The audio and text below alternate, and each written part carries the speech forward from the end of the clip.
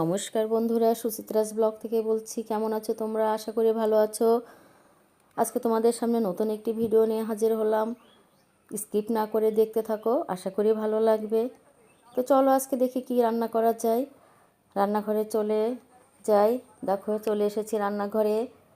আজকে পোলাও রান্না করে নিচ্ছি, রোস্ট করব আর কুচি করে আলু ভাজি করব। তো রান্নাটা তুলে দিই চলো। কড়াইয়ে তেল দিয়ে দিলাম,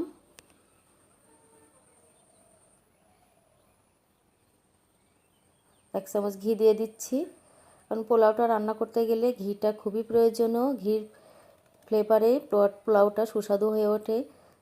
তেলে দিয়ে দিচ্ছি আমি কাজু বাদাম, কাঠবাদাম, তেজপাতা আর শাহি দিয়ে দিয়েছি। দিয়ে চাউলটা আমি এখন ভালো করে ভেজে নেব। পোলাওয়ের চাউলটা একটু সুন্দর করে ভাজার মধ্যে পোলাওটা সুন্দর হয়ে ওঠে, ঝরঝরে হয়ে ওঠে। আসলে ভাজাটা মেইন। তো আমি একটু ঝরঝরে করে ভেজে নিচ্ছি। আমি 500 গ্রাম চাউল নিয়েছি,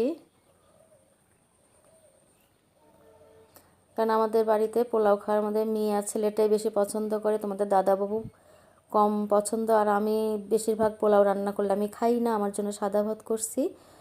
আমি পোলাওটা খেলে আমার সমস্যা হয়, তো আমি রান্না করলে ওদের জন্যই করি, সঙ্গে আমি সাদা ভাতটা করি।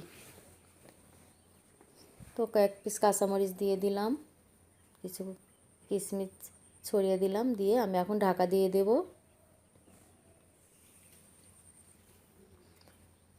সঙ্গে আমি একটু লবণ দিয়ে দিয়েছি, আর দিয়েছি 1/2 চামচের একটু কম চিনি, কারণ মিষ্টিটা দিলে হয় কি পোলাওয়ের একটা মিষ্টি মিষ্টি টেস্ট আসে, ভালো লাগে এটা খেতে। তো এদিকে আমি আলু ভাজাটা তুলে দিয়েছি, পেঁয়াজ কাঁচামরিচ দিয়ে কুচি করে আলু ভেজে নিচ্ছি। পোলার সঙ্গে আলু ভাজাটা আসলে খুব ভালো লাগে খেতে। বন্ধুরা তোমাদের কেমন লাগে জানি না, কেমন লাগে জানিও।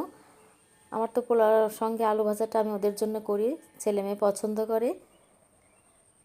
আলু ভাজাটা তোমার দাদাবাবুরও খুব পছন্দ, সাদা ভাতেও বেশি পছন্দ করে। তো দেখো পোলাওটা আমার কি সুন্দর ঝরঝরে হয়েছে। তো এদিকে আমি মুরগির রোস্টটা করবার জন্য মুরগিগুলো ভেজে তুলে নিচ্ছি। কড়াইয়ে দিয়ে দিয়েছি, মশলা দিয়ে আমি ভালো করে কষিয়ে নিচ্ছি মশলাটা। মুরগিগুলো দিয়ে এখন ভালোভাবে নেড়ে চেড়ে একটু কষিয়ে টক দই দিয়ে দিচ্ছি। রোস্টের মধ্যে টক দইটা বিশেষ একটা উপাদান।